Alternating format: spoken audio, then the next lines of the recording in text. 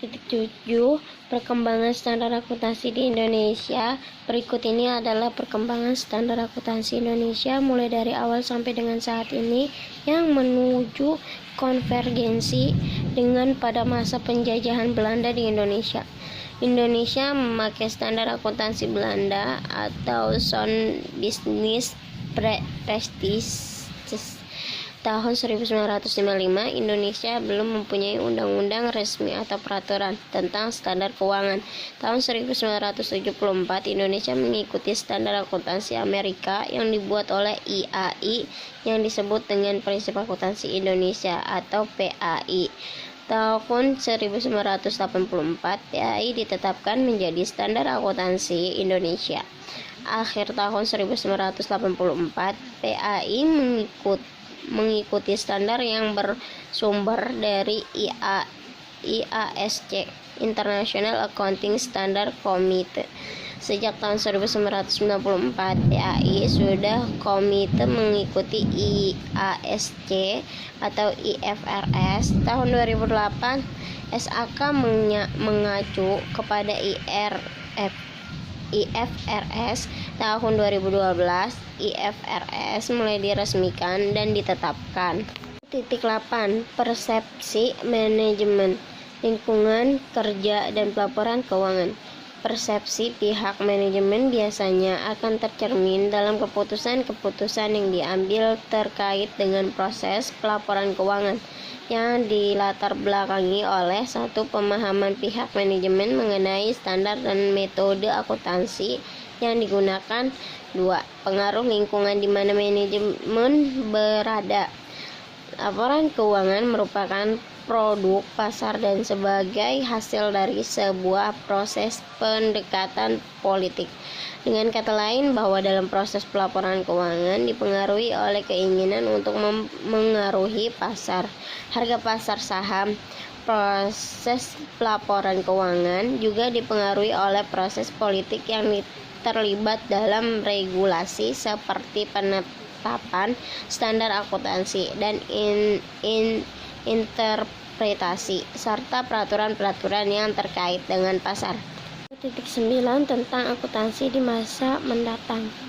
1. Data akuntansi berbasis cloud. 2. Pekerjaan akuntansi bersifat efisien dan mobil. 3. Akuntansi mendapatkan pengaruh kekuatan penggunaan big data. 4. Peran akuntansi berbagai secara radikal. 5. Akuntansi akan mengintegrasikan non-tradisional dalam sistem modern. A. Aplikasi mobil bagi kliennya sehingga mereka bisa mengakses data akuntansi atau bisnisnya dari telepon genggam atau tablet atau smartphone. B. Mengelola data koperasi berbasis internet.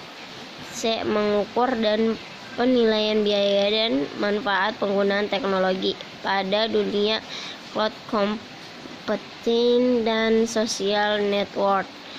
D. Akuntansi akan berkurang karena perangkat lunak sehingga akuntansi dijalankan secara mandiri.